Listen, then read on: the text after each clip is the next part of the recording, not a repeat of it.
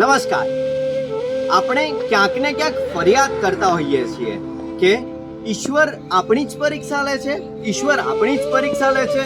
પણ મારા મતે એવું નથી.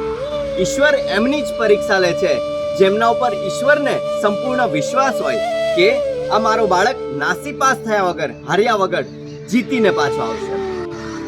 ક્યારેય કોઈ મા બાપ એવું વિચારે કે પોતાનો બાળક નાસીપાસ થઈ જાય, હારી જાય? ન વિચારે ને. એવી જ રીતે ઈશ્વર પણ એવું વિચારે છે કે મારો બાળક ક્યારેય હારે નહીં, નાસીપાસ ન થાય. પણ એવું જરૂર વિચારે છે કે આવનારી પરીક્ષા માટે મારો બાળક વધુ મજબૂત બને, ટક્કર આપે અને ટક્કર ઝીલે અને સાથે જીતીને આવે.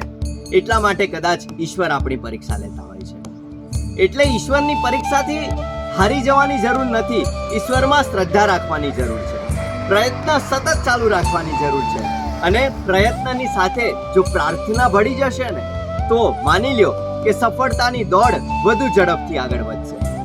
આવા જ વિડીયો જોતા રહેવા માટે સાહિત્ય યાત્રા વિથ પાર્થ વ્યાસની આ મારી YouTube ચેનલને જરૂરથી સબસ્ક્રાઇબ કરો, લાઈક કરો, શેર કરો અને વધુ ને વધુ લોકો સુધી પહોંચાડો.